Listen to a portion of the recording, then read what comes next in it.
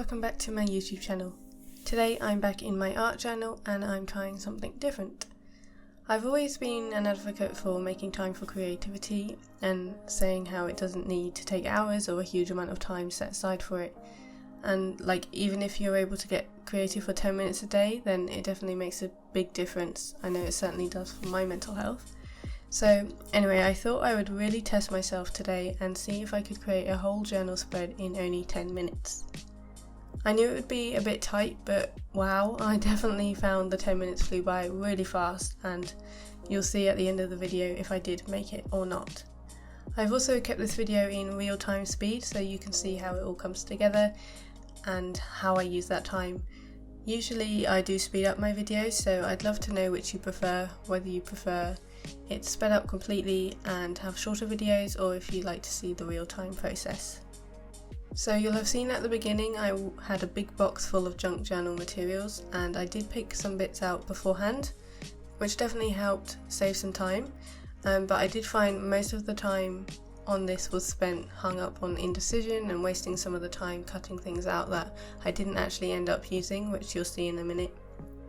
And obviously here I am just clipping the pages back, and I mean that I clearly wasn't in a rush here. I was just thinking that I'd have plenty of time, and you can see I'm trying to use different bits, and I did decide to go through this girl annual, and I knew I didn't have ages to pick stuff, so as soon as I saw something which I liked, I went for it.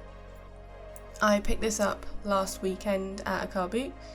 I think it was only £2.50 or so, and I just love vintage books like this, and it does feel a little bit, I don't know about cutting it up and stuff because it seems like sacrilege almost, and I know it can be a bit of, there can be some contention about doing this to old books, but I think that, you know, they are getting a second lease of life. I don't want them just sat on a bookshelf that will never be looked at.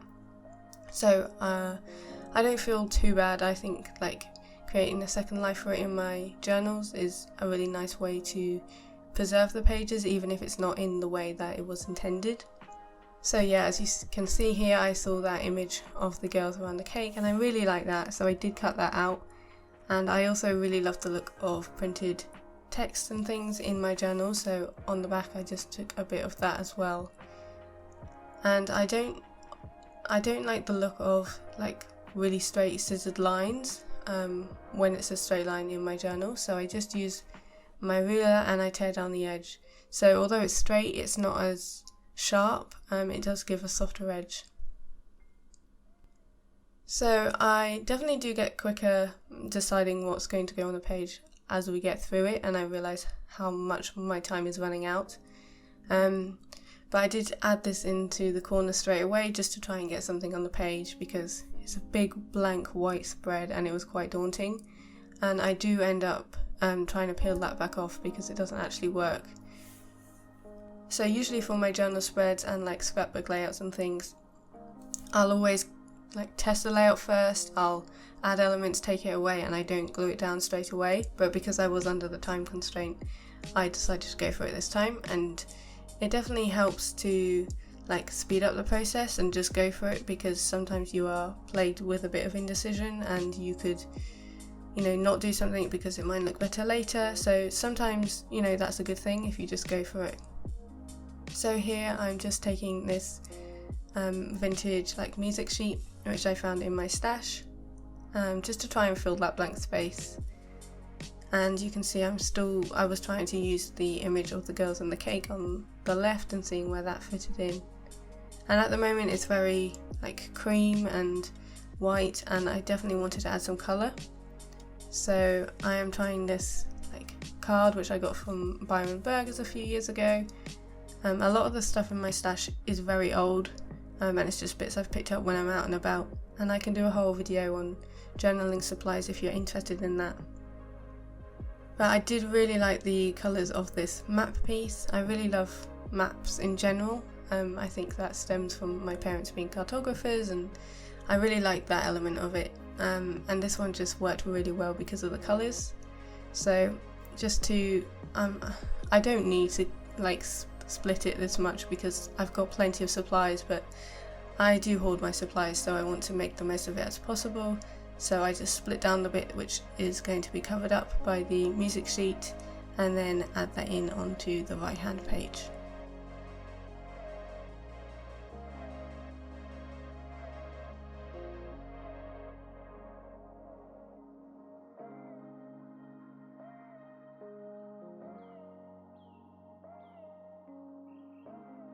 So the music sheet did have a straight edge on from when I've cut it before, so I'm just to keep it in keeping with everything else, I do use the ruler technique just to soften that edge.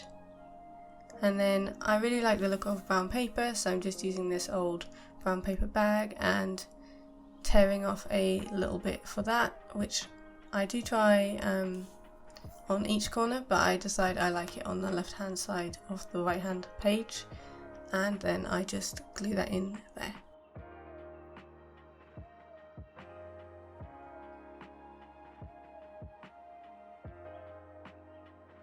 So again, to bring in some more colour, and my spreads aren't like massively colourful or anything, and usually they are like pastel shades, but I do like the way that it looks when it's not just completely like one shade.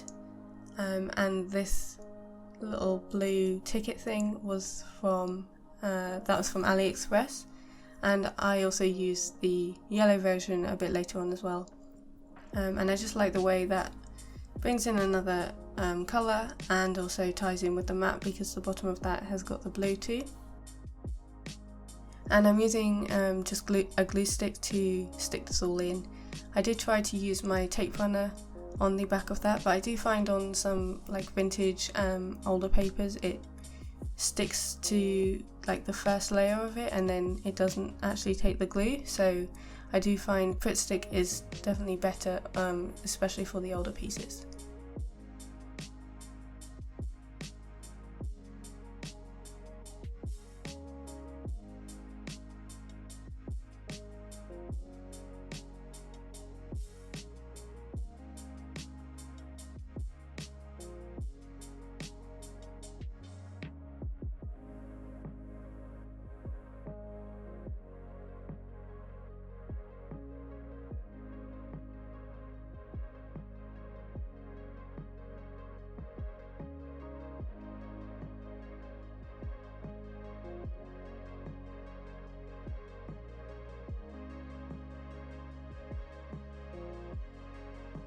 So I remember here looking at my phone to see how long was left, and I think I only had like 3 minutes left, which I thought I had about 5, so this was when I was like, wow, I really need to get a shifty on, because obviously I've only done one side of the spread, and I definitely thought I had a lot more time. So I decided to grab the image of the boats on the water, which is from a Breathe magazine. And I really loved the way that looked next to the page on the right. So I try to take off the text image that I did stick on the bottom left, and it does leave a bit of a residue, but I managed to get a full piece of it off, at least one of the layers, and then use my tape runner and add that onto the left hand side. I definitely felt the pressure here. I think like I got a bit shaky, and like, yeah, the pressure was real. I really started to feel it at this point, and I really wanted to use that collage bit, but I think I admitted defeat, and I'll definitely use that in another spread or maybe in my daily journal, so it won't go to waste. Here I am with the yellow version of that like ticket thing, which I got from AliExpress, which was in a haul last year, and yeah, they've been really useful. They're really nice layering pieces, and I've been using them quite a lot in my journal. I guess it looks a little bit random having it down there, but I do think it ties it in nicely with the right hand side of the page. And this is when I start to really make decisions quite fast, so I found that like date and the date and time piece, which is from AliExpress again, which is just a blank piece which was from like a planner set, and then I use one of the pieces of vellum from a book again from AliExpress, just because I liked the way that it looked there. I added a bit of contrast to the page and just used a glue stick to add that in. And then to tie in with the tones of the music sheet, I do add a piece of the book page which I used earlier, and I add that back in onto the left hand side.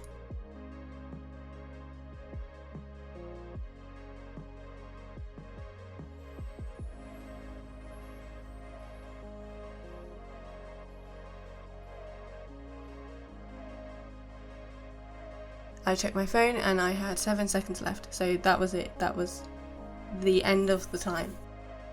And yeah, I'm quite pleased with what I did get done. Like for a base of a journal spread, I think it's really nice. Obviously it's not finished, and there's no writing or anything on it, but it makes for a really great base.